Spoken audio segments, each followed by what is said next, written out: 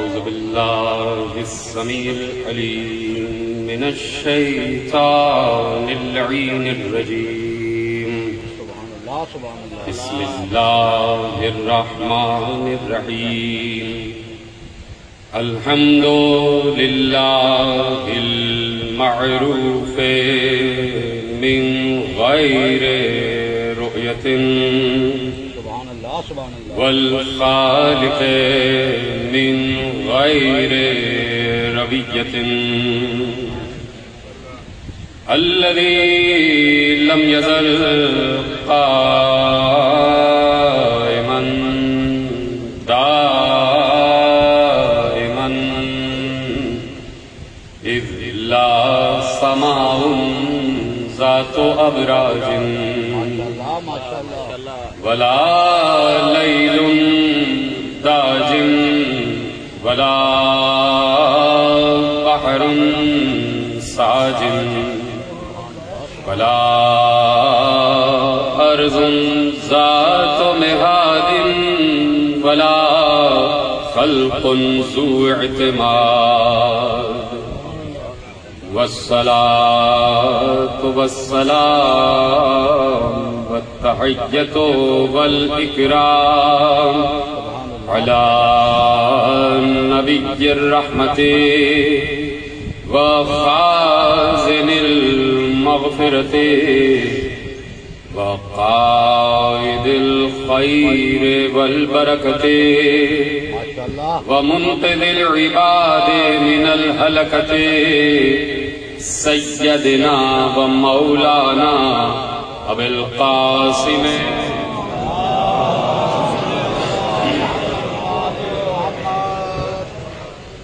وأهل بيته الطيبين الطاهرين المعصومين المظلومين المنتخبين المنتجبين الذين أذهب الله عنهم الرجس وطهرهم تطهيرا.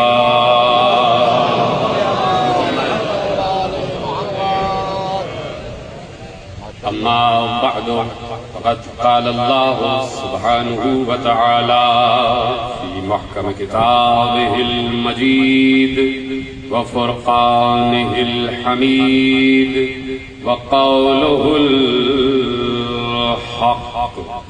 بسم الله الرحمن الرحيم. الذين ينفقون في السراء والضراء والكاظمين الغيظ والعافين عن الناس والله يحب المحسنين. صلوات محمد. اللهم صل على محمد وعلى محمد.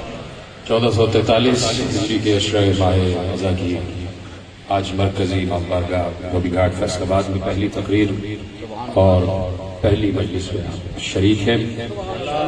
پروردگار عالم کا شکر ہے کہ اس نے ہمیں حسین ابن علی کا ممکار بنا کر انسانوں میں شمار کیا ہے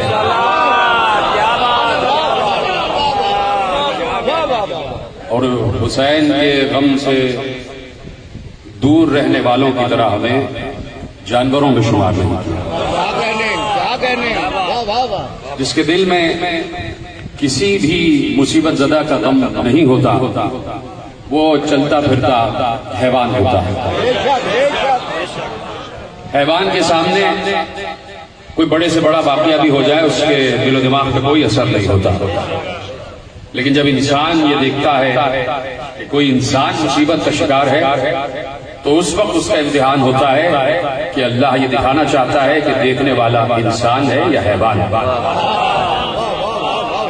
اس وقت اگر کہیں پر بھی جہاں پر بھی عالم انسانیت ہے اور جہاں پر بھی محرم کا چاند دیکھا جا چکا اور فرش عزا بچھا ہوا ہے تو جہاں پر بھی انسان ہے وہ فرش عزا پر ہے.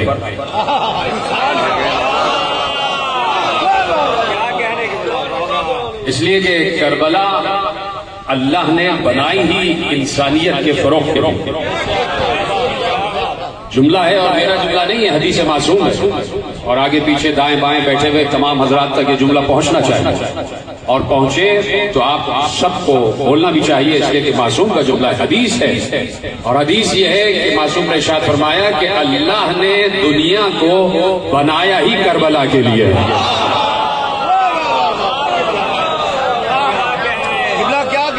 دنیا بنی ہی کربلا کے لیے، یعنی جو مرکز ہے، جو نقطہ ہے وہ کربلا ہے۔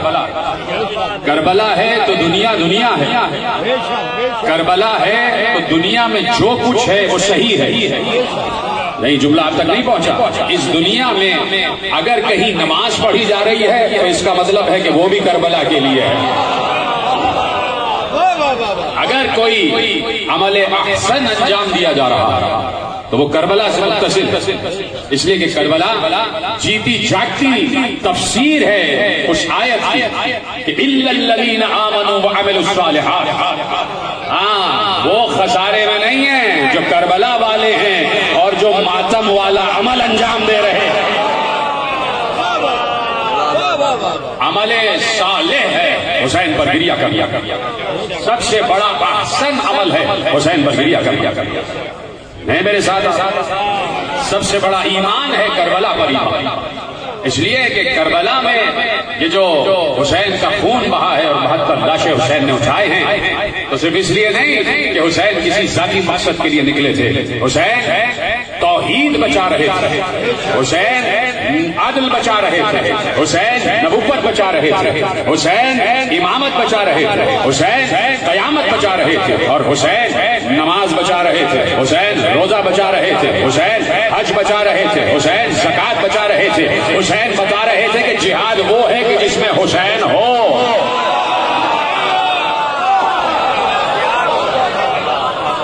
حسین کے بغیر کیسا جہاد؟ جو جہاد میں حسین سے متاثر نہیں ہے وہ جہاد نہیں، فساد کر رہا ہے۔ کربلا پورے دین کی تکمیل کا بھی باعث ہے اور دین کی حفاظت کا بھی باعث ہے۔ ایک حسین اور پورا دین حسین کے کاندھوں پر، اس لیے کہ کل یہی حسین رسول کے کاندھے پر تھا،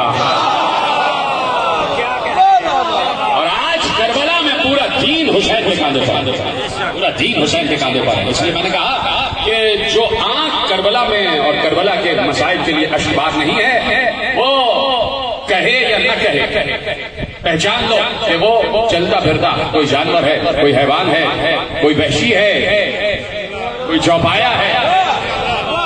اس لیے کہ جہاں پر ایک قلب حزین ہے، ایک درد مند دل ہے، یہ کیسے ہو سکتا ہے کہ کربلا کے مسائل سنیں اور اس کے دل پر اثر نہ ہو؟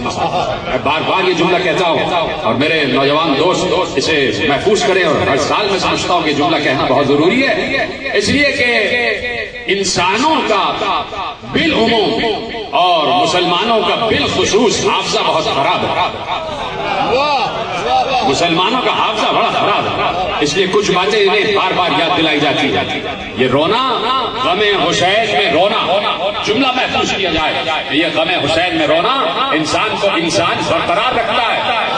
آج دیکھو مسلسل آپ ٹیلی ویژن پر بھی دیکھتے رہتے ہیں، کل رات دیکھ رہا تھا ٹی وی، صرف اس فیصلہ آباد ڈویژن میں جتنے کرائمز ہو رہے ہیں، پرسوں کی خبر ہے کہ یہی کہیں اسی علاقے میں ایک چھوٹی سی بچی کو، 4 برس کی بچی کو کچھ وحشی جانوروں نے اغوا کیا اور کہیں اور نہیں لے گئے، مسجد میں لے گئے۔ اب اس سے آگے میں جملہ نہیں کہہ سکتا، اس سے آگے میں جملہ نہیں کہہ سکتا، یہ آپ کے ٹی وی کی رپورٹ۔ میں ایک چھوٹا سا ایک منظر نامہ آپ کے حوالے کرتا، نہیں تو مسلسل کرائم، مسلسل بد کرداری ہے، مسلسل بد اخلاقی ہے، مسلسل دین اسلام سے دوری ہے۔ یہ ملا سر پر ٹوپی اور امامہ سجا کر صرف اپنے آپ کو سجا رہے ہیں، سیرت و کردار نہیں سجا رہے۔ سر پر پگڑیاں باندھ کر اپنے آپ کی سرداری ثابت کی جا رہی ہے، کیوں نہیں؟ خلاف آواز اٹھتی، محرم کا چاند طلوع ہوتا ہے تو عزاداری پر فتوے آ جاتے ہیں، کہاں گئے یہ سارے ملا کہ کہا 3 دن پہلے کی خبر ہے کہ 4 سال کی بچی کو اللہ کے گھر میں لے گئے اور کیا کیا یہ بتانے کی ضرورت نہیں ہے. کہاں گئے سارے کہاں گئے سارے مولوی؟ کیوں نہیں فتویٰ اٹھتا ہے اور کیوں نہیں ان وحشی جانوروں کے خلاف آواز اٹھتا ہے؟ کربلا یہی ہے. کربلا اس ظلم کے خلاف آواز اٹھانے کا نام ہے کربلا. جرأت اظہار حق کا نام ہے کربلا. انسان کی انسانیت کو جگانے کا نام ہے کربلا. انسان کو وحشت سے جنون سے عقل و خرد کی طرف لانے کا نام ہے کربلا.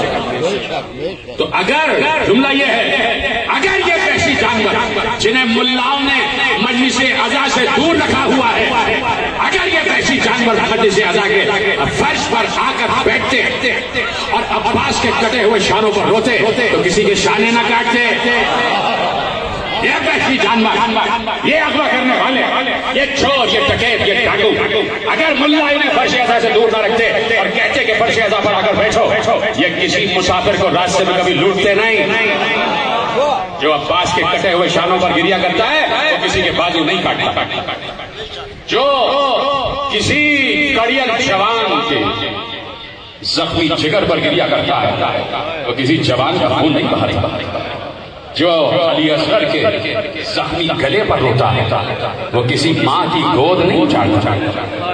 جو 4 برس کی سکینہ کے زخمی رخسار پر گریا کرتا ہے وہ ہر بچی کو اپنی بچی سمجھتا ہے. یہ نقصان کیا ملا نے فرش عزا سے دور رکھنے پر. یہ نقصان کیا پوری ملت مسلمہ کا اور امت مسلمہ کا نقصان کیا مولویوں نے عزاداری کے خلاف فتویٰ لگا کر کہ پوری دنیا کو پورے معاشرے کو بد کردار بنا.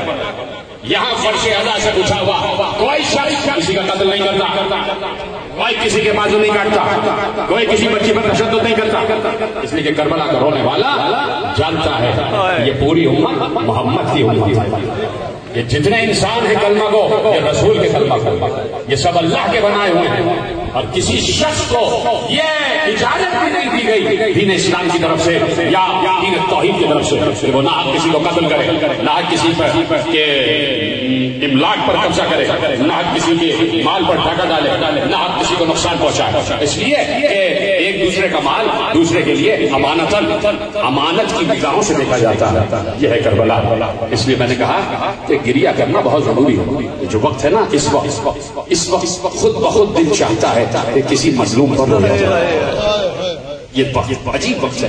جو فجر کے بعد کی ساعتیں عجیب ساعتیں, انہی ساعتوں میں 3 شعبان کو حسین بھی آسمانوں سے زمین کی طرف آئے. بڑی خوشی تھی, بہت خوشی تھی رسول کے گھر میں, بہت. رسول کا چہرہ سرخ تھا, رسول خوشی کا اظہار کر رہے تھے. کبھی حسین رسول کی گود میں, کبھی علی کی گود میں, کبھی زہرا کی گود میں. خوش ہے پورا گھرانہ, خوش ہے پورا گھرانہ. کیا اللہ کو یہ بات اچھی نہیں لگ رہی تھی نعوذ باللہ کہ رسول خوش ہے؟ اچھی لگ رہی تھی نا, بات تو صحیح ہے نا کہ رسول میرا محبوب, میرے محبوب کے چہرے پر خوشی کے آثار ہے تو قدرت بھی خوش ہے, قدرت بھی مسکرا رہی ہے. لیکن یہیں سے قدرت نے ایک پیغام دیا کہ اصل دین اور اصل دنیا بنائی کس کے لیے گئی ہے, اس دنیا کا مقصد کیا ہے. ایک بار ایسے ہی رسول خوش تھے, جبرائیل نازل ہوئے اور نازل ہونے کے بعد کہا اے اللہ کے رسول, بات تحفہ درود و سلام, اللہ یہ کہہ رہا ہے یہ جو نواسا تمہاری گود میں اس وقت ہے یہ کربلا کی زمین پر 3 دن کا بھوکا پیاسا شہید کیا جائے. تو اللہ نے اس وقت رسول کی آنکھوں سے آنسو بہا کر یہ بتا دیا کہ دنیا بنائی ہی کربلا کے لیے گئی ہے, دنیا بنائی ہی حسین کے لیے گئی ہے. مجھے بتاؤ آپ کی آنکھیں بھیگ رہی ہیں, پہلی مجلس ہے تو پہلی مجلس کا آغاز ہی مصائب سے کیا جاتا ہے. 2 جملے آپ کے حوالے کرنا چاہتا ہوں. مجھے بتاؤ کہ جس وقت رسول کی آنکھوں میں آنسو آ گئے ہوں گے کیا بیٹی کی آنکھیں خوش ہو گئی؟ کیا زہرا روئی نہیں ہوں گی؟ بابا کے چہرے کی طرف دیکھ کر دیکھا, بابا آپ رو رہے ہیں, بابا آپ کے چہرے پر آنسو کی قطار, بابا سبب کیا ہے؟ اب مجھے بتاؤ ایک باپ کہ جس کے لیے بیٹی رحمت ہے, اور ایک وہ باپ جو عالمین کے لیے رحمت ہے، اس کی بیٹی اس کے لیے رحمت ہو، وہ کیسے اپنی بیٹی کو بتائے کہ ابھی چند لمحے ہوئے ہیں تیرے بیٹے کو اس دنیا میں آئے ہوئے، کیسے خبر دیتے حسین کی؟ لیکن یہ رسول ہے، یہ رسول ہے، اور رسول چاہتے ہیں کہ دنیا کو بتائے کہ کربلا اور حسین اور اس دنیا کا ربط کیا ہے۔ کہا بیٹی ابھی جبرائیل نازل ہوئے اور مجھے بتایا کہ حسین کربلا کی تپتی ہوئی ریت پر میرے ہی کلمہ گویوں کے ہاتھوں 3 دن کا بھوکا پیاسا ذبح کر دیا جائے گا، ذبح کر دیا جائے گا۔ میری مائیں بہنیں پس پردہ بیٹھی ہوئی ہیں، خدا آپ کی گودیوں کو سلامت رکھے، آپ کے سہاگ کو سلامت رکھے، اس کربلا کے فرش اعلیٰ کے صدقے میں خدا آپ کے سہاگ کو سلامت رکھے، میرے تمام نوجوانوں کو، میرے بزرگوں کو سلامت رکھے۔ میں صرف ایک جملہ نفسیاتی پوچھنا چاہتا ہوں کہ جس کی ماں نے اسی وقت سنا ہو کہ میرا بیٹا 61 ہجری میں شہید کر دیا جائے گا، زہرا کے دل پر کیا گزری ہوگی؟ زہرا مستجاب الدعوات ہے، زہرا خود اگر اللہ سے کہے تو اللہ تقدیر بدل دیتا ہے۔ زہرا نام ہے لیلۃ القدر کا، زہرا کا نام ہی لیلۃ القدر ہے، زہرا کے 2 دروازے پر آ کر تقدیریں بدل جاتی ہیں۔ زہرا کا یہی بیٹا جو حسین ہے، یہ کسی منزل پر آ کر کسی راہب کو 7 بیٹے بھی دے گا۔ زہرا چاہیں تو اسی وقت بات بلند کر کے کہیں پروردگار تقدیر بدل میرے بیٹے کی تقدیر بدل دے، لیکن خدا کی قسم سلام کرنا اور عالم انسانیت قیامت تک زہرا کے در پر سجدہ ریز ہو جائے پھر بھی کم ہے، زہرا کا شکریہ ادا نہیں ہو سکتا۔ اس وقت زہرا نے یہ نہیں کہا، اس لیے کہ زہرا مزاج شناس توحید بھی ہے، مزاج شناس رسالت اور نبوت بھی ہے۔ صرف زہرا نے یہ کہا، یہ نہیں کہا کہ بابا تقدیر بدل دے، ایک بار صرف یہ کہا بابا جس وقت میرا لال ذبح کیا جا رہا ہوگا کیا اس وقت میں موجود ہوں گی؟ کہ نہیں زہرا تم بھی نہیں، میں بھی نہیں، علی بھی نہیں، حسن بھی نہیں۔ تو ماں نے روتے ہوئے صرف ایک جملہ کہا، جہاں جہاں عزادار بیٹھے ہو تمہارے لیے جملہ اور تمہاری آواز بلند ہو جائے، تو ماں نے صرف ایک جملہ کہا بابا پھر میرے حسین کو روئے گا۔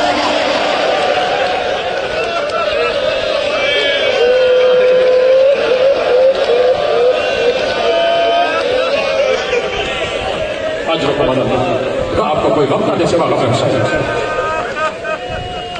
یہ ہے کربلا، یہ ہے دنیا جس کے لیے زہرا نے اسی وقت ایجنڈا دے دیا، زہرا نے اسی وقت لایا عمل بتا دیا۔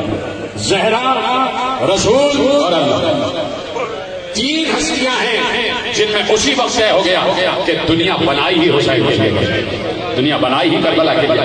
کہہ دیا زہرا اللہ ایک قوم کو خلق کرے، اس کے بچے حسین کے بچوں پر روئے، اس کے جوان حسین سے علی اکبر پر روئے، جس کے بزرگ حسین کے بزرگ شہیدوں پر روئے، جس کی خواتین حسین کے اہل حرم پر روئے۔ وہی قوم ہے آپ آ گئے فرش اعضا پر بیٹھ گئے۔ میں نہ اس قابل ہوں کہ تمہیں دعا دے سکوں، نہ اس قابل کے شکریہ۔ جس بیوی کے بلاوے پر تم آئے ہو، اس بیوی کا آخری بیٹا آج بھی پردہ غیب میں یہاں پر بھی موجود ہے۔ میرے وقت کا امام یہاں موجود ہے، ایک ایک روتی ہوئی آنکھ کو دیکھ رہا ہے۔ اب تم اپنے لیے دعا نہ کرنا، اب وہ تمہارے لیے دعا کر رہا ہے۔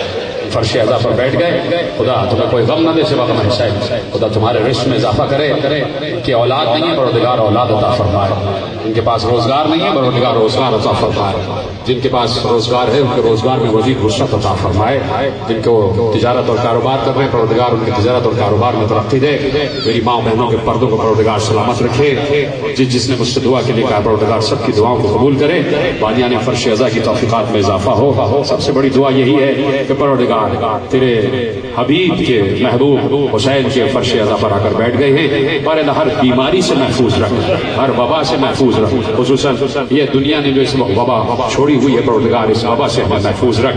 تو پروردگار یہ فرش اعضا پر بیٹھے ہوئے جتنے بھی لوگ ہیں یہ سب حسین کا تذکرہ سننے کے وسیلے سے تیرا ذکر سننے آئے ہیں، تیرا ذکر سننے آئے ہیں۔ تو پروردگار ان کو عباس کے علم کے سائے میں رکھنا، ان کو زہرا کی چادر کے سائے میں رکھنا۔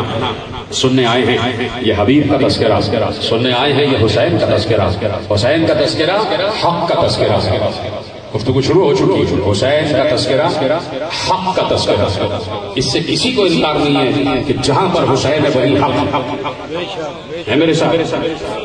جہاں پر حسین ہے وہی حق ہے، اس لیے کہ حسین کسی اور کا بیٹا نہیں ہے، حسین اس کا بیٹا ہے کہ رسول نے بھری ہوئی مسجد نبوی میں اصحاب کی آنکھوں سے آنکھیں ملا کر کہا تھا کہ العلی مع الحق والحق مع علی، علی حق کے ساتھ ہے اور حق علی کے ساتھ، تو جس علی کے ساتھ حق ہے اسی علی کا بیٹا ہے حسین۔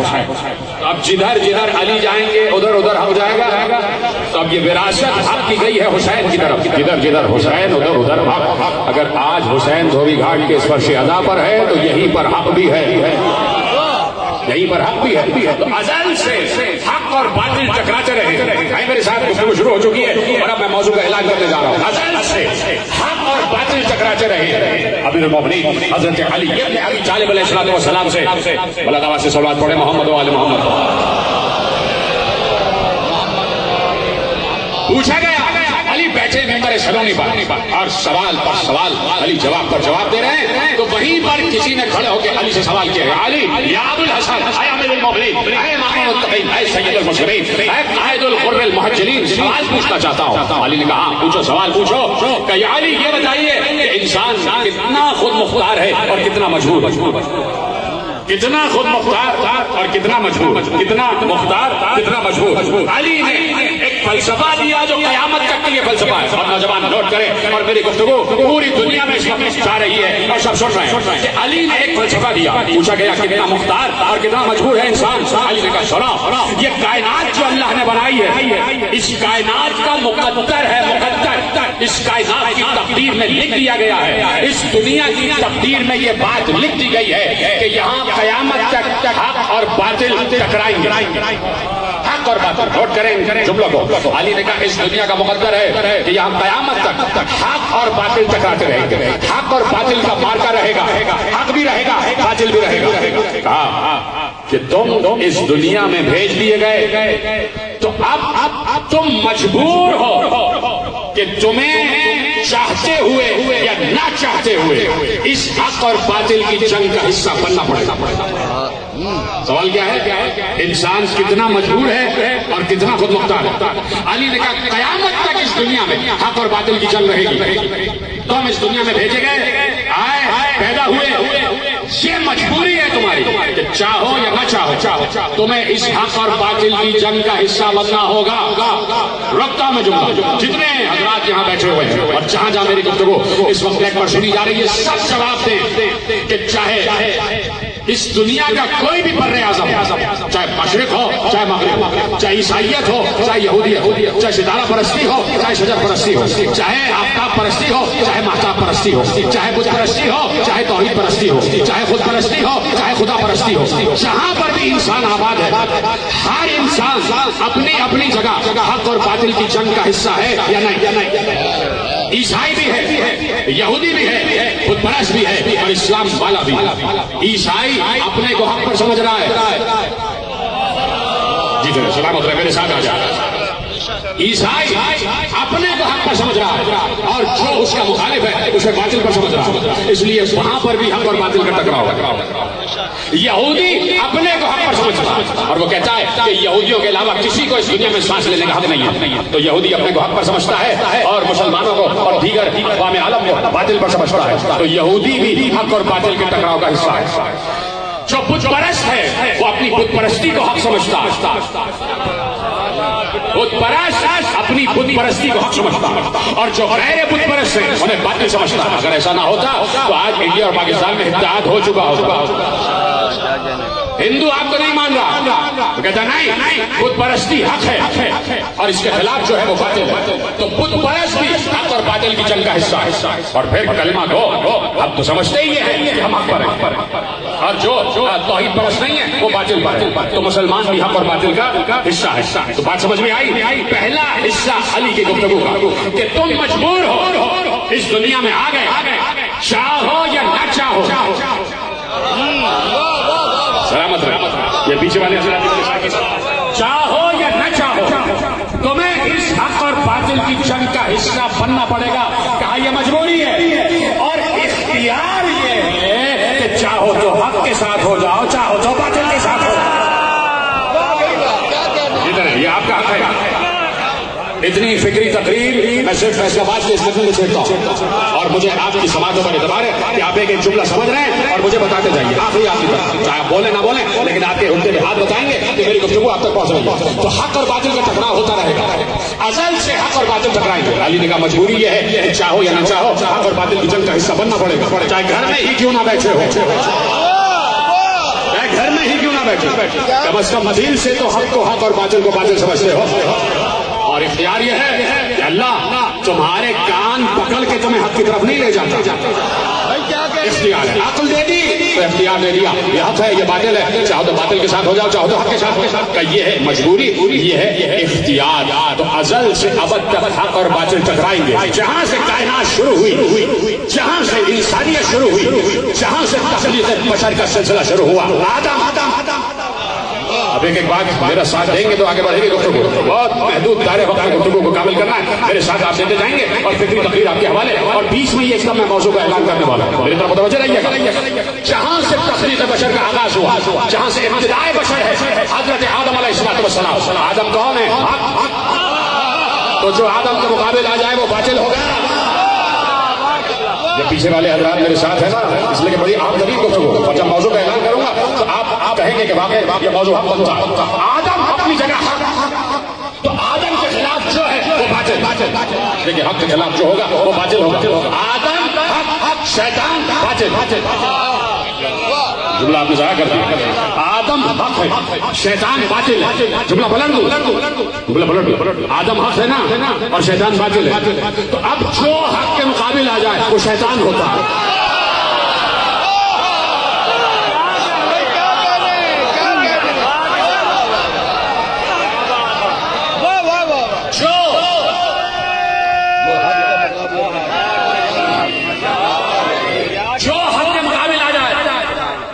وہ شیطان ہوتا ہے، باطل شیطان ہوتا ہے. ہر دور میں شیطان باطل رہا ہے اور باطل شیطان رہا ہے. اور ایسا ہوا نہیں ہے کہ اللہ نے حق کی پہچان نہ کروائی. بڑا میں نے کہا تھا ایسا ہوا نہیں کہ اللہ نے حق کی پہچان نہ کروائی. ارے اس وقت تو کوئی خطا کار انسان تھا ہی نہیں. انسان کو مشکل ہوتی ہے نا حق کو پہچاننے میں. اس وقت تو سارے کے سارے معصوم ملائکہ تھے.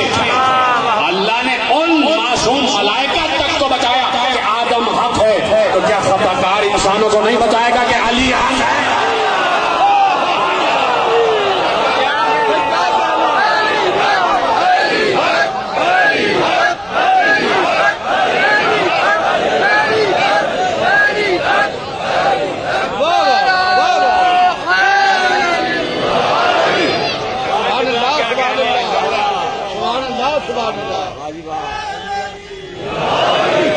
توجہ فرمائیے. تو حضرت آدم علیہ السلام حق، یعنی جہاں سے سلسلہ آغاز ہو رہا ہے، جہاں سے ابتدائے آفرینش ہے، جہاں سے تخلیق بشر کی ابتدا ہو رہی ہے، وہی سے اللہ نے بتایا کہ ہر دور میں حق رہے. کہیں کسی دور میں بھی دنیا حق سے خالی نہیں رہی، اور حق کو میں پہچان گا. آدم حق ہے، اور جو آدم کا انکار کر دے وہ باطل ہے. تھا کیا مسئلہ؟ وہاں مسئلہ صرف یہ تھا کہ اللہ کہہ رہا تھا میری مانو. بھائی کیا کہنا ہے؟ اللہ کہہ رہا تھا میرا حکم مانو. اللہ جس چیز کو عبادت کہے گا وہی عبادت ہوگی، آپ کی طرف سے عبادت نہیں بنائی جائے گی. جس چیز کو اللہ عبادت کہے گا وہ عبادت ہوگی. اصل عبادت ہے حکم خدا کی اطاعت. جو اللہ کہے وہ مانو. اللہ ہر دور میں لائق سجدہ ہے. کسی وقت بھی اللہ ایسا نہیں ہے کہ وہ معبود نہ ہو. ہر وقت، ہر لمحہ، ہر لہجہ، ہر ساعت، ہر نفس اللہ معبود. ہر وقت وہ لائق سجدہ، کسی وقت بھی اس کے غیر کو سجدہ نہیں ہو سکتا. لیکن جب وہی کہہ دے اس وقت مجھے نہیں آدم کو سجدہ کر، مجھے نہیں آدم کی طرف اپنے سجدوں کا رخ موڑ، تو اب اللہ کو سجدہ کرنا گناہ ہوگا. یہ صرف جملہ آپ سمجھ سکتے ہیں، ملا نہیں سمجھ سکتا.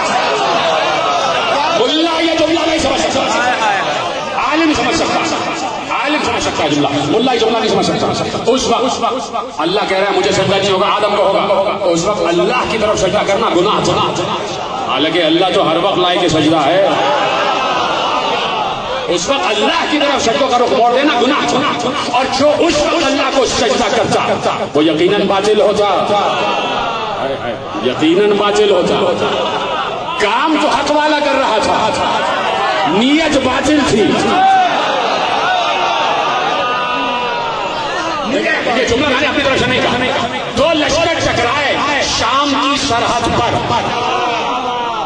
ادھر بھی صفیں جمی ہوئی ادھر بھی صفیں جمی ہوئی، مارکے کا نام صفین، ادھر بھی لشکر ادھر بھی لشکر، ادھر علی ادھر صبح والا ادھر شام والا، اور ادھر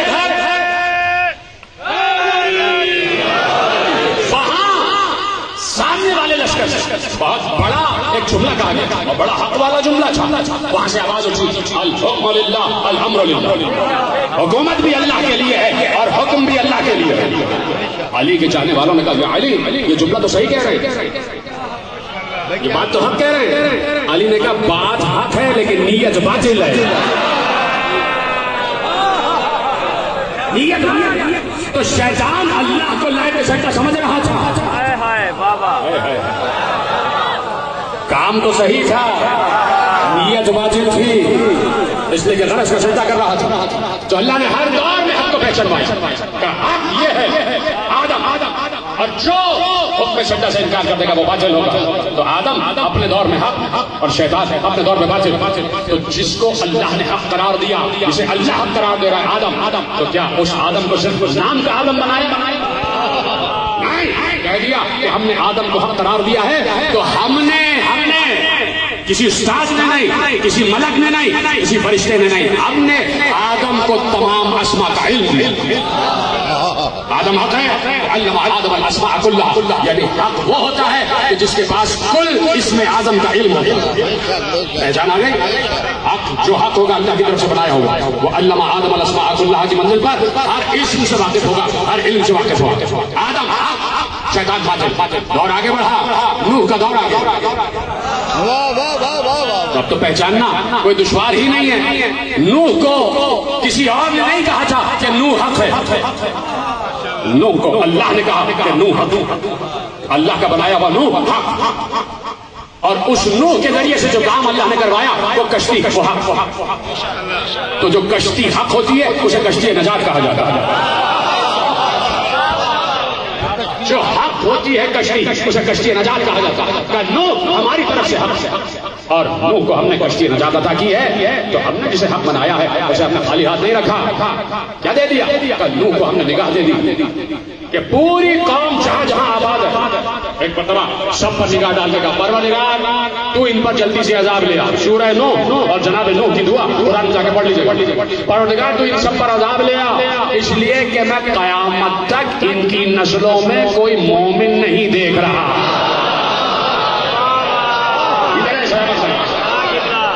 میں قیامت تک ان کی نسلوں میں کوئی مومن نہیں دیکھ رہا، یعنی اللہ نے نوح کی نگاہ کو میزان حق قرار دے دیا کہ آدمی سامنے بیٹھا ہوا ہے تو سامنے کے آدمی کی بات کرو نا، اس کی قیامت تک کی نسلیں تو ابھی آئی ہی نہیں ہیں۔ اس کا مطلب ہے کہ جس کو اللہ حق کہتا ہے اسے نگاہ حق دیتا ہے، نگاہ حق دیتا ہے۔ میں نے جملہ اردو میں کہا تو آپ خاموش ہو گئے، جسے اللہ حق کہتا ہے اللہ اسی کو عین اللہ بھی کہتا ہے۔ اتنے سلامت رہے آپ۔ تو نوح اپنے دور میں عین اللہ، اپنے دور میں عین اللہ، اس لیے کہ نوح کی نگاہ قیامت تک آنے والی نسلوں کو دیکھ رہی تھی کہ پروردگار ان میں سوائے فاجر اور کافروں کے کوئی نہیں آنے والا۔ کیوں نوح تم نے کیسے دیکھ لیا؟ ابھی تو ان کی نسلیں ان کے سلبوں میں، تم نے کیسے دیکھا؟ جہاں اللہ جس نگاہ کو اپنی نگاہ کہہ دے، جس آنکھ کو اپنی آنکھ کہہ دے، وہ آنکھ قیامت تک دیکھ رہی ہوتی ہے، نسلوں کو دیکھ رہی ہوتی ہے۔ لیکن یہ اختصاص ہے میرے مولا علی کا۔ میں اس منزل پر مولا علی کی آنکھ کو اللہ کی آنکھ نہیں کہوں گا، اس منزل پر میں مولا علی کی تلوار کی آنکھ کو اللہ کی آنکھ کہوں گا۔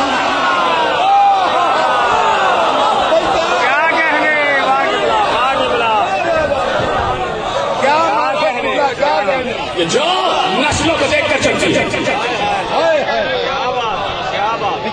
جسے اللہ حق قرار اسے اللہ خالی ہاتھ نہیں رہنے دے گا کہ اپنے دور میں آدم حق، ہم نے آدم کو علم دے دیا، اپنے دور میں نوح تو ہم نے نوح کو نگاہ دے دی، کشتی نجات دے دی۔ اب نوح کے مقابلے پہ جو ہو وہ باطل، نوح کے مقابلے پہ جو ہو، نوح کی قوم تو باہر تھی، پہلے تو گھر میں ہی مخالفت تھی۔ نوح جیسے نبی کی بیویاں نوح کے مخالف، یعنی نبی کی بیوی مخالف ہو۔ تو اب جب نوح حق ہے تو امراء کے نوح باطل، نبی کی یہ بیویاں باطل ہو گئے، اس لیے کہ حق کے مقابل آ گئے۔ قرآن ٹھیک ہے۔ تو اب آدم اپنے دور میں حق، آدم کے مقابل شیطان آیا باطل، نوح اپنے دور میں حق، نوح کے مقابل جو بھی آ گیا باطل۔ تو اللہ حق کی بھی پہچان کرواتا ہے، باطل کی بھی پہچان کرواتا ہے، حق کی پہچان نام لے کے کرواتا ہے اور باطل کی پہچان نشانی سے کروا دیتا ہے، جو اس کے مقابل آ جائے۔ اللہ یاد رکھیے، جو اس کے مقابل آ جائے۔ ابراہیم اپنے دور میں حق، ابراہیم اپنے دور میں حق، تو جو ابراہیم کے مقابل آ گیا نمرود جیسا وہ باطل۔ ابراہیم کو خالی ہاتھ تو نہیں بھیجا، ابراہیم حق پر ہے نا، حق پر ہے نا، تو جو حق پر ہوتا ہے آگ اسے جلاتی نہیں۔ بیٹھے آگ اسے نہیں جلاتی، حق پر جو ہوتا ہے آگ اسے نہیں جلاتی، چاہے دنیا کی ہو چاہے آخرت کی ہو، اسے آگ نہیں جلاتی۔ حضرت ابراہیم حق پر آگ گلزار بنا دی، ملکوت تک بھیج دیا کہ آؤ ہم تمہیں ملکوت دکھاتے، اپنے اقتدار کا تمہیں مرکز دکھاتے، جاؤ دیکھو ہم کیسے مردوں کو زندہ کرتے، اب کس طرح رزق تقسیم کرتے۔ اے نوح، اے ابراہیم، اب تمہیں ملکوت السماوات والارض دکھا رہے ہیں، جسے حق کہا اسے سب کچھ عطا کر دیا۔ ٹھیک ہے، موسیٰ اپنے دور میں حق، موسیٰ اپنے دور میں حق، ید بیضا بھی دیا حق کو، عصا بھی دے دیا اور زبان کو تاثیر بھی دے دی۔ ایسا مارو گے دریا دو ٹکڑے ہو جائے گا، جتنے ٹکڑے چاہو گے ہوتے چلے جائیں گے۔ بیضا دے دی، ہاتھ ایسے کرو گے پوری دنیا منور ہو جائے گا۔ اور تو طور پر بار بار بلا رہے ہیں، آؤ ہم سے بات کرو، آؤ ہم سے بات کرو۔ تو نوح اپنے دور میں حق، اور جو نوح کے مقابل آ گیا فرعون وہ باطل، جو حق کے مقابل آ جائے وہ باطل۔ عیسیٰ اپنے دور میں حق، تو حضرت عیسیٰ کو خالی ہاتھ نہ رہنے دیا۔ عیسیٰ جس سے ہم بیمار پیدا کریں اسے تم شفا دے دو، عیسیٰ جسے ہم مردہ کر دیں اسے تم زندہ کر دو، عیسیٰ جسے ہم نابینا پیدا کریں اسے تم بینائی دے دو، عیسیٰ ہم نے آدم کو مٹی سے بنایا تم پرندے بناؤ مٹی سے، جیسے ہم نے آدم کی جسم میں روح ہوگی ویسے تم پرندوں کے جسم میں روح ہوگو، اور وہ اسی طرح اڑتے پھرتے نظر آئیں گے۔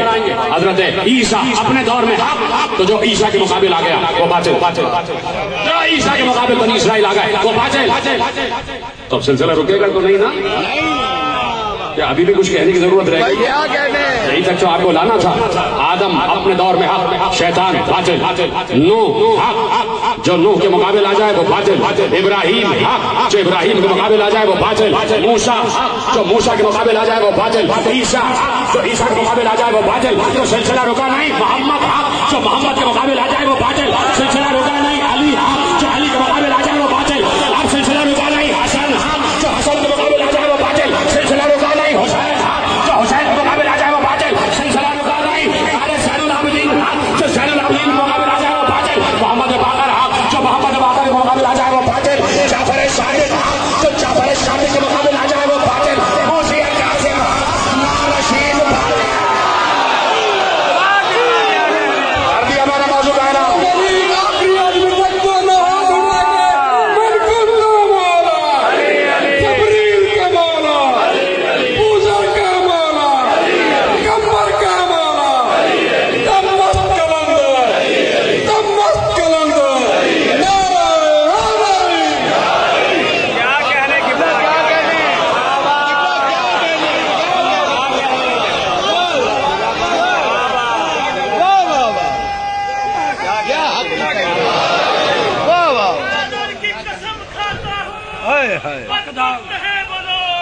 سبحان اللہ، سبحان اللہ کی قسم کھاتا ہوں، بدبخت ہے وہ لوگ آذان بلا سن کے بھی جاگا نہیں کرتے۔ اور آدمی اس شہر کے باطل کو خبر دو، ہم کسی دور میں بھی फातिमा नहीं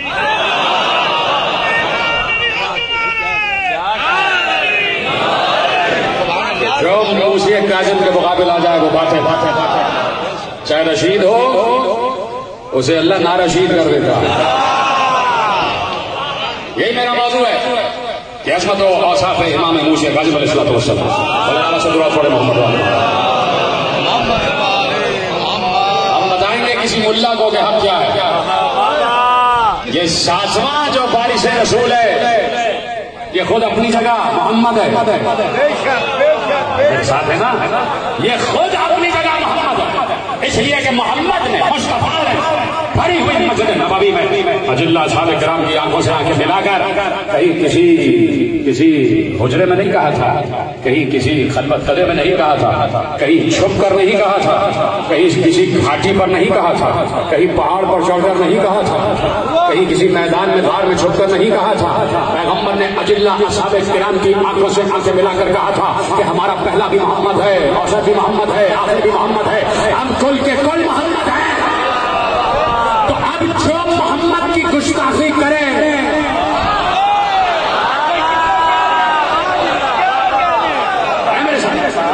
جو محمد کی گستاخی کرے صلی اللہ علیہ وسلم, جو مصطفیٰ کی گستاخی کرے وہ اپنے دور کا باطل ہے, وہ اپنے دور کا شیطان ہے, وہ اپنے دور کا ابو جہل ہے. اور اگر کوئی ساتھ میں بارش رسول کی گستاخی کر رہا ہے تو چاند پر تھوکنے سے چاند کا کچھ نہیں بگڑتا.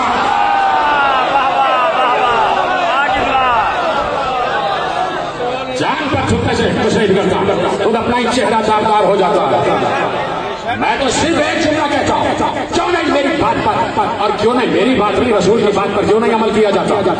جہاں کسی دور کے محمد کی گستاخی ہو جائے, چاہے پہلا محمد ہو, چاہے اوسط ہو, چاہے آخر ہو, کسی بھی محمد کی شان میں گستاخی ہو جائے تو گستاخی کرنے والے کے فوراً ڈی این اے کو چیک کرو کہ اس کے پاس سے ملتا بھی ہے یا نہیں.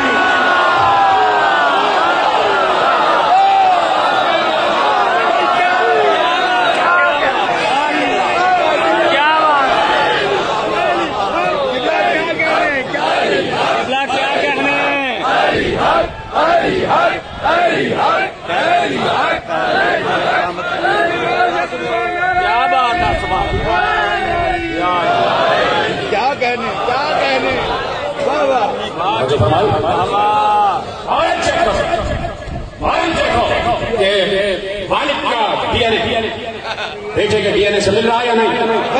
یہ چیزیں تو آپ چیک کرواتے ہیں نا, کہ کسی کی اگر زیادتی ہو گئی تو فوراً ڈی این اے چیک کرواتے ہیں, لاہور بھیجا جاتا ہے, ڈی این اے چیک کرواتے ہیں, ڈی این اے میچ کر جاتا ہے تو مجرم قرار پاتا ہے. وہاں ڈی این اے میچ کر جائے تو مجرم, یہاں ڈس میچ کر جائے تو مجرم.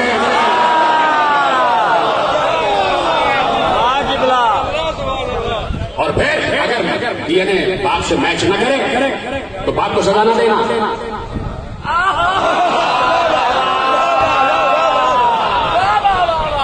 تو سزا سمجھ گئے.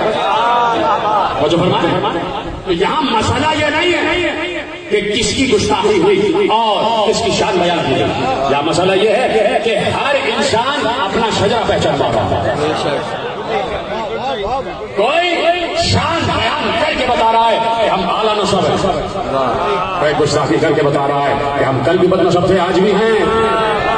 جو فرما رہے ہیں آپ, اب جہاں پر بھی جو بھی ہم کے مقابل آ جائے وہ باچل ہے. اپنے دور میں امام کاظم حق ہے, امام کاظم, اس لیے کہ 7واں وارث رسول ہے, 7واں وارث رسول. ناموں میں عجیب مسئلہ کہ نام میں بھی فرق ہے. ایک موسیٰ نبی گزرے, بھائی کیا کہنے, ان کا لقب تھا غضبان, موسی غضبان, یعنی موسیٰ وہ نبی کہ جو بڑے جلال والا ہے, بڑے غضب میں آ جاتا ہے, جلدی غصے میں آ جاتا ہے, بڑا جلال ہے اس کو. اور اب جب یہی نام امام کاظم تک آیا تو کہا یہ بھی موسیٰ ہے لیکن اسے پتا ہے کہ اپنے غصے کو قابو کیسے کیا جاتا ہے.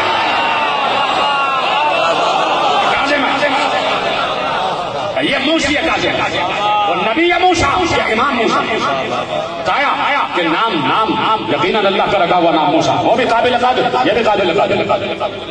وہاں موسیٰ کا وزیر قابل قدر ہارون کا ناموں کے پھیر میں نہ جانا کہ کوئی ہارون سمجھ کے اپنا نام ہارون رکھ لے. کہاں بیٹھے آپ؟ تو ضروری نہیں ہے کہ وہی سیرت سے منتقل ہو جائے. حالانکہ کہا گیا ہے کہ اچھے نام رکھے جائیں، اس لیے کہ ناموں کا اثر آتا ہے، لیکن جہاں ڈی این اے ہی مس میچ کر جائے تو وہاں نام بھی اثر نہیں کرتا. جو فرمایا تو جہاں حق کے مقابل آ جائے چاہے کچھ بھی نام رکھو، باطل ہی رہے گا، باطل ہی رہے گا، حق ہی رہے گا. موسیٰ غضبان یا موسیٰ کاذب، اس کو پتا ہے کہ جلال کو کیسے قابو میں کیا جاتا ہے. بار بار جملہ کہہ رہا ہوں، نہیں پہنچ رہے آپ کو معلوم ہے کہ میرا پسندیدہ ترین موضوع جو ہے اس کو میں کہتا ہوں توحید. توحید میرا سب سے پسندیدہ موضوع ہے اور میں توحید آل محمد ہی بیان کرتا ہوں. توحید آل محمد. فرعون، نمرود، شداد، چلیے شیطان سے لے کے اور یہاں تک، شیطان سے لے کے یہاں تک سب انسان اللہ کے بنائے ہوئے نا، سب اسی کی مخلوق. اب تک شیطان سے لے کے اب تک اس گزرتی ہوئی دنیا میں اس لمحے کتنی نافرمانی ہو رہی ہے، کتنی نافرمانی ہو رہی ہے. قتل ہو رہا ہے، غارت گری ہو رہی ہے، ڈاکہ ڈالا جا رہا ہے، ڈکیتی ہو رہی ہے، چوری ہو رہی ہے، باغات پہ قبضہ ہو رہا ہے، یہ ہو رہا ہے، وہ ہو رہا ہے، سب کچھ ہو رہا ہے. اللہ کی مخلوق اور اللہ کی مخلوق کو نقصان پہنچا رہی ہے. ٹھیک ہے، اللہ کے نام کے ساتھ ایک لقب لگتا اور وہ ہے جل جلالہ. سلامت ہیں جو سمجھ گئے، خدا سب کو سلامت رکھنا. پیچھے والے حضرات بھی میرا ساتھ جل جلالہ ربی، میرا رب بڑے جلال والا ہے. تو جلال والا ہے تو فوراً عذاب کیوں نہیں نازل کرتا؟ اسی صفت رب کو کہا جاتا ہے کہ جلال تو ہے لیکن اسے معلوم ہے جلال کو استعمال کب کرنا ہے.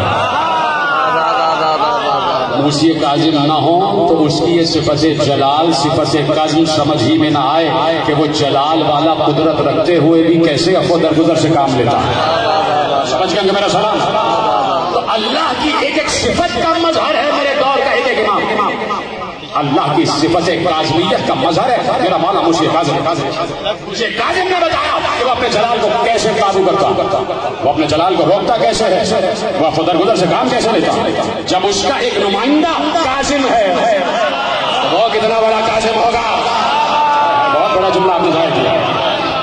جب اس کا زمین پر بھیجا ہوا نمائندہ کاظم ہے تو خود اللہ کتنا بڑا کاظم ہوگا.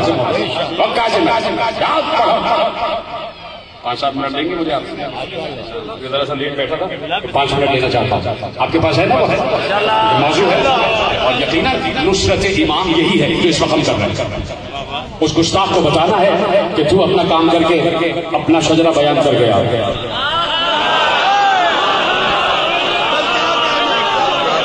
آج اپنا شجرہ لکھوانا ہے.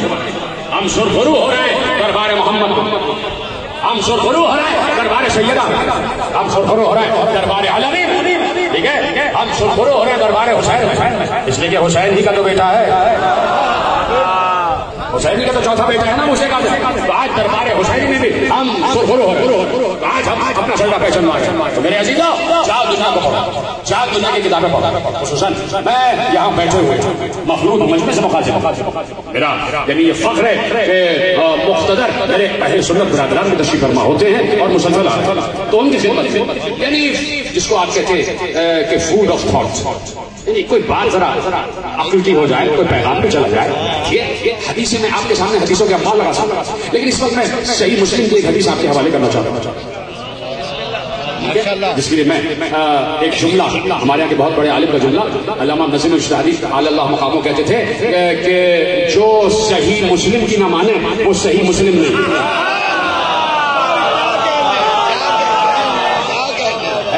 جو صحیح مسلم کی نہ مانے وہ صحیح مسلم نہیں. تو اب جو صحیح مسلم ہے وہ صحیح مسلم کی بات مانتا. پیغمبر نے ارشاد فرمایا، امام مسلم نے لکھا کہ پیغمبر نے اصحاب کے مجمع کو مخاطب کر کے کہا کہ سنا من اطاعنی فقد اطاع اللہ، جس نے میری اطاعت کی اس نے اللہ کی اطاعت کی. محفوظ کریں گے کہ ریکارڈ ہو رہا ہے. اور آپ کو پتا ہے کہ کبھی بھی ممبر سے کہیں پر بھی اختلافی بات کرنے کا قائل ہی نہیں، اس لیے کہ یہ پیغام ایک گلوبل پیغام ہے، گلوبل میسج ہے، سب کے لیے ہے، اسلام سب کے لیے ہے، حسین سب کے لیے ہے، فرش اعضا سب کے لیے. یہ فرش اعضا یہ کھلا ہوا، ادھر سے بھی کھلا ہوا، ادھر سے بھی کھلا ہوا، چاروں طرف سے فرش اعضا کے دروازے کھلے ہوئے بتا رہے ہیں کہ کل حسین کو انتظار تھا ہور کا، آج ہمیں انتظار ہے ہور کا. اور بن کے آنا. شرط یہ ہے کہ فرش اعضا پر حور بن کے آنا، خواہشات کے غلام بن کر نہ آنا. غلام نہیں، حور کا مطلب ہوتا ہے آزاد. کا جس نے اللہ کی اطاعت کی اس نے میری اطاعت کی. من عصانی فقد عصى الله، اور جس نے اللہ کی نافرمانی کی اس نے میری نافرمانی کی. جملہ آگے بڑھا دو، آپ کی اجازت ہے. پھر کہا اللہ اکبر. اس سے محکم اور واضح حدیث کیا ہوگی کہ جس نے میری اطاعت کی اس نے اللہ کی اطاعت کی، جس نے میری نافرمانی کی اس نے اللہ کی نافرمانی. پھر کہا من اطاع الامام فقد اطاعنی ومن عصى الامام فقد عصى، اور جس نے اپنے دور کے امام کی اطاعت کی اس نے میری اطاعت کی. کوئی جملہ کو سمجھنے والا جملہ پہنچا دیا. بہت کم حضرات نے میرا ساتھ دیا کہ جس نے امام کی اطاعت کی. پہلے کیا کہا؟ جس نے میری اطاعت کی اس نے اللہ کی اطاعت کی، جس نے میری نافرمانی کی اس نے اللہ کی نافرمانی کی. جس نے امام کی اطاعت کی اس نے میری اطاعت کی، جس نے امام کی نافرمانی کی اس نے میری نافرمانی کی. یہ امام ہے کون؟ میں امام مسلم کی حدیث آپ کے حوالے کر رہا ہوں اور مسلموں سے بات کر رہا ہوں. بھائی کیا کہنے؟ یہ امام ہے کون جس کا تذکرہ صحیح مسلم میں امام مسلم نے حدیث رسول کے ذریعے محفوظ کیا، جس نے امام کی اطاعت کی اس نے میری اطاعت کی. تو یہ امام ہے کون؟ جس کو رسول امام کیا. جیتے رہے آپ ساتھ ساتھ رہے سلامت رہے. جسے رسول امام کہہ رہے ہیں، حالانکہ رسول خود امام ہے. حسن صادق صاحب کہاں جاؤں میں بڑے جملے حوالے کر رہا ہوں. اس لیے دیکھیے نا رسول خود امام ہے. رسول امام ہے. پھر آپ چپ ہو. رسول امام ہے. رسول نبی بھی ہے، رسول بھی ہے، امی بھی ہے، ہاشمی بھی ہے، مطلبی بھی ہے، قرشی بھی ہے، مکی بھی ہے، مدنی بھی ہے، حسنی بھی ہے، حسینی بھی ہے، الہی بھی ہے، اور امام بھی ہے. امام بھی ہے رسول، خود امام ہے رسول. نہیں پھر آپ ساتھ رسول اپنے دور میں امام ہیں. اچھا اتنا صحیح مجمع بیٹھا ہے، آپ اصل میں وہاں تک پہنچ نہیں پا رہے. میں صرف ایک لفظ کہوں آپ پہنچ جائیں گے. جناب ابراہیم کا امتحان لیا تو اللہ نے امتحان میں کامیابی کے بعد ابراہیم کو انعام کیا دیا؟ یہ میرا سلامت ہے. انی جاعلک للناس اماما. ابراہیم ہم نے تمہیں انسانوں کا امام بنایا. تو اگر آیت یہیں پر رک جاتی تو امامت ابراہیم پر رک جاتی. کیا کہنے جملے میرے یاد رہے، اور اگلی تقریروں میں سارے جملے ایک دوسرے سے جڑے ہوتے ہیں. آپ کو پتا ہے میں موضوع سے ہٹتا نہیں، میری ایک تقریر دوسرے سے جڑی ہوئی. ابراہیم جیسے ہی کہا کہ ہم نے تمہیں امام بنایا تو آیت رکی نہیں. میں نے کہا نا اگر آیت رک جاتی تو شاید امامت ابراہیم پہ ختم ہو جاتی. شروع وہیں سے ہوتی، ختم وہیں پہ ہو جاتی. فوراً کہا ومن ذریتی. کیا یہ ہوگا میری ذریت میں جائے گا؟ اللہ نے کہا جائے گا، بالکل جائے گا، لیکن ظالموں کے پاس نہیں جائے گا. ظالموں کے پاس نہیں جائے گا. اب ذریت ابراہیم میں امامت چلی. ذریت ابراہیم میں امامت چلی. آگے آنے والی تقریب میں بیان کروں گا کہ ابراہیم سے اسماعیل، اسماعیل سے میدار، میدار سے حامل، حامل سے نبت، نبت سے سلامہ، سلامہ سے عود، عود سے عروج، عود سے عدنان. جان بوجھ روکا ہے، چلو پڑھ دو ابھی، لیکن روکا ہے دوسری چیز تقریر کے لیے اپنے موضوع سے متصل ہو کر. ٹھیک ہے، تو اب ذریت ابراہیم میں امامت جا رہی ہے. اب جہاں پر ذریت ابراہیم ہے وہ امامت تلاش کرو، لیکن شرط کے ساتھ کہ امامت وہی جائے گی جہاں ظلم نہ ہو. امامت وہی جائے گی جہاں ظلم نہ ہو. جہاں ظلم ہوگا وہاں امامت نہیں، جہاں امامت ہوگی وہاں ظلم نہیں. تو مجھ سے نہ پوچھنا، کسی ملا سے نہ پوچھنا، کسی پڑوسی سے نہ پوچھنا کہ ظلم کی تعریف کیا ہے. وہ کہے گا کسی کے باپ پہ قبضہ کرنا ظلم ٹھیک ہے، ڈاکہ ڈالنا ظلم یہ بھی ٹھیک ہے، چوری کرنا ظلم یہ بھی ٹھیک ہے، تماچا مارنا ظلم ٹھیک ہے، یتیموں کے مال پہ قبضہ کرنا ظلم یہ بھی ٹھیک ہے، سب ٹھیک ہے. لیکن اصل تشریح ظلم اللہ سے پوچھی جائے گی. پروردگار تو بتا کے ظلم کیا. تیار ہے سننے کے لیے؟ آپ مل کے پوچھتے اللہ سے، پروردگار تو نے کہہ دیا کہ ظالموں میں امامت نہیں جائے گی، تو اب ذرا تو یہ بتا دے کہ ظلم کیا ہے، تاکہ ظالم بھی سمجھ میں آ جائے. تو اللہ نے قدرت نے لبے قدرت مسکراہٹ لاتے ہوئے کہا کیا تم نے دیکھو آیت پہنچ جائے تو میرا دل نہ توڑ دینا، صرف آیت ہی سے تم پہنچ جاؤ. میں کہنا کیا چاہ رہا ہوں، ہم نے کیا پوچھا پروردگار سے، بارگاہ قدرت میں سجدہ ریز ہو کر سر تسلیم خم کر کے ہم نے پوچھا کہ پروردگار تو بتا دے کہ ظلم کیا ہے. اس لیے کہ تو جو تعریف ظلم کی بتائے گا اس سے ہٹ کے کوئی اور تعریف نہیں ہوگی. قدرت نے لبے قدرت پر مسکراہٹ لاتے ہوئے کہا کیا تم نے سورہ لقمان نہیں پڑھا کہ ان الشرک لظلم عظیم، شرک سب سے بڑا ظلم ہے. تو اب جہاں شرک ہوگا وہاں امامت نہیں آئے گا.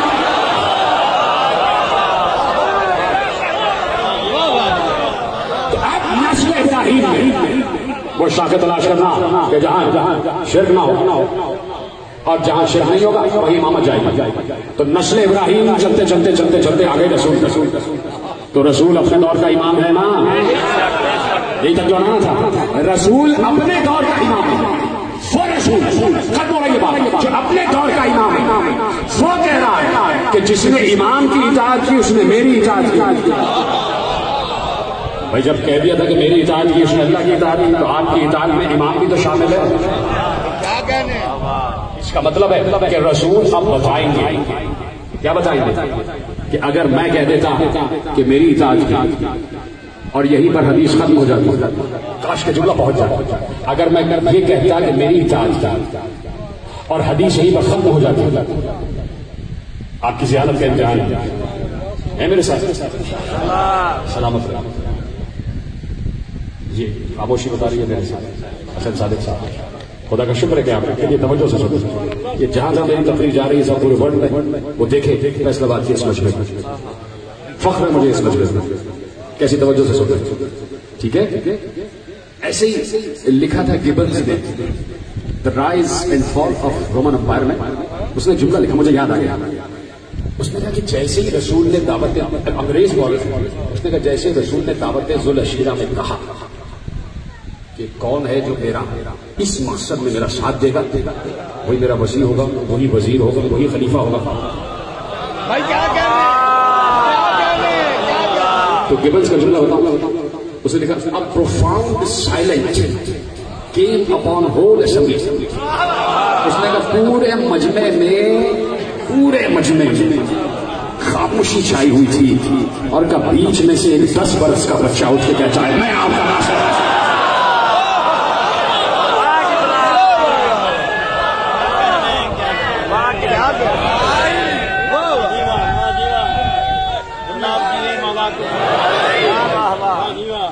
ایک سائلنس خاموشی پورے مجمع پر خاموشی چھائی ہوئی. اس وقت دعوت عام تھی. جو بیچ میں سے کھڑے ہو کے کہتا آج ہم اسی کا تذکرہ کر رہے ہوتے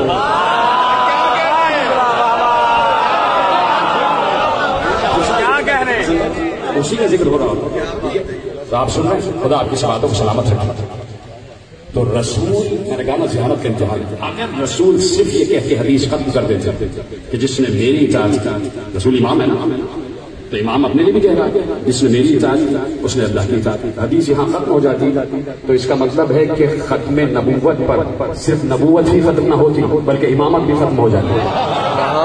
کیا بات ہے. واہ واہ واہ واہ واہ. پھر غدیر کی ضرورت بھی نہ پڑتی. لیکن رسول نے حدیث میں یہ کہہ کر کہ جس نے میری اطاعت کی اس نے اللہ کی اطاعت کی اور جس نے امام کی اطاعت کی اس نے میری اطاعت کی، بتا دیا کہ مجھ پر نبوت ختم ہو جائے گی، امامت ختم نہیں ہوگی. جاتے جاتے اگر کسی کو کاندھے پہ بلند کر کے من کن تو مولا کہہ دوں تو یہی وہ امام ہے کہ جس نے اس کی اطاعت کی اس نے میری اطاعت کی.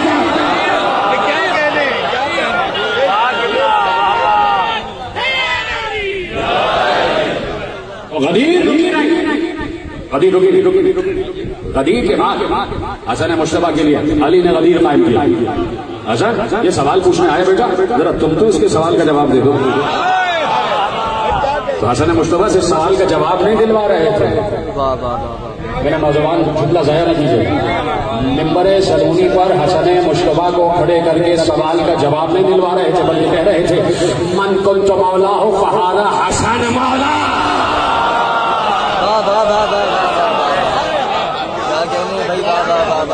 حسن مشتبہ کے لیے غدیر قائم کی. حسن نے حسین کے لیے غدیر قائم کی. حسین نے زین العابدین کے لیے غدیر قائم کی. کہاں قائم کی تو آپ کو بتائیے, میرے مصاحب آ جائیں. زین العابدین کے لیے حسین نے غدیر قائم کی. زین العابدین نے محمد باقر کے لیے غدیر قائم کی. محمد باقر نے جعفر صادق کے لیے غدیر قائم کی. اب جعفر صادق سے پوچھا جائے گا کہ تمہارے بعد مولا کون ہے, تو اب اگر جعفر صادق کہہ دیں کہ من کنت مولا ہو فہذا کاظم مولا, تو کاظم حق ہے, ہارون باطل ہے.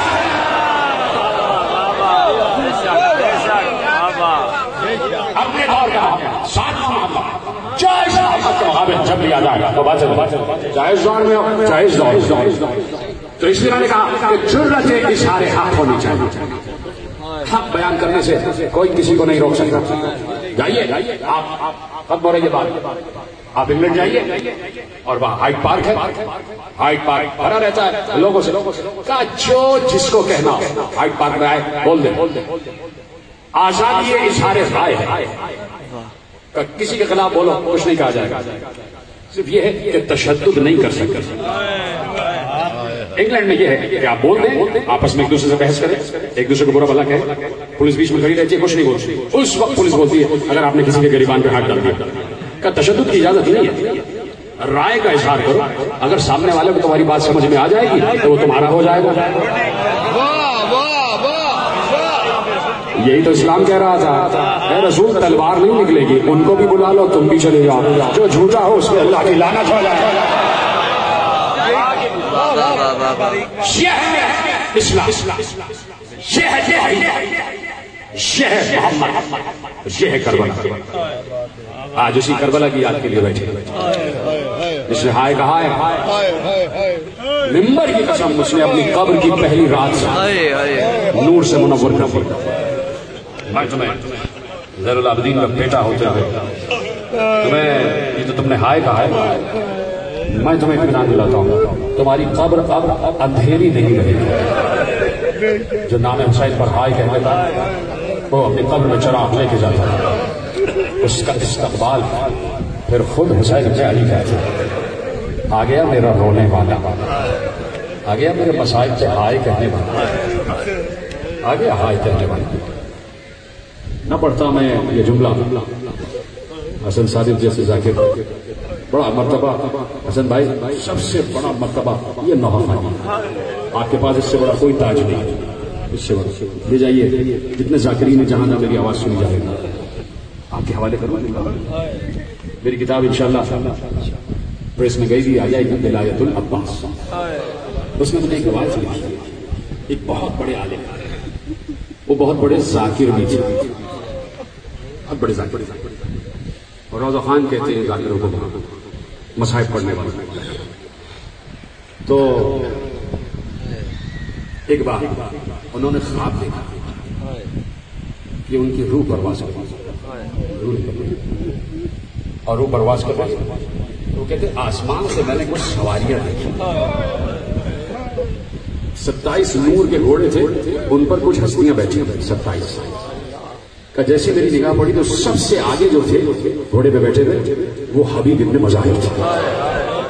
حبیب ابن مظاہر اور پیچھے 26 شہداء کربلا. حبیب ابن مظاہر نے کہا کہ تمہیں حسین ابن علی نے بلوا لیا ہے, تمہارا وقت آ گیا. حسین نے کہا تمہیں دیکھیے اپنے پاس آنا, جن کی آنکھیں ابھی بھی خشک ہیں کیا یقین نہیں آ رہا تھا. حسین بلواتے ہیں اپنے چاہنے والے کو. حسین طے کرتے ہیں کس رونے والے, کس چاہنے والے, کس عزادار کو کب بلانا. اور پھر جو ذاکر ہو یہ نہ سمجھنا کہ ہم ہی ذاکر ہیں. جب آپ یہاں بیٹھ کے ہائے حسین کہتے ہو تم ذاکر ہو جاتے, یقین کرتے تم ذاکر ہو جاتے.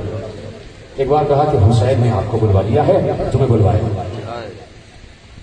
ان روضہ خان نے کہا حبیب میرے مولا سے جا کے کہو جیسا انہوں نے کہا میں حاضر ہوں، لیکن میری 2 بیٹیاں ہیں بھی چھوٹی ہیں، چاہتا ہوں ان کی شادیاں ہو جائیں، گھر کے کچھ کام ہے، کیا اتنی مہلت مل سکتی؟ حبیب ابن مظاہر کہتے ہیں تم لوگوں میں مولا سے پوچھ کے آتا۔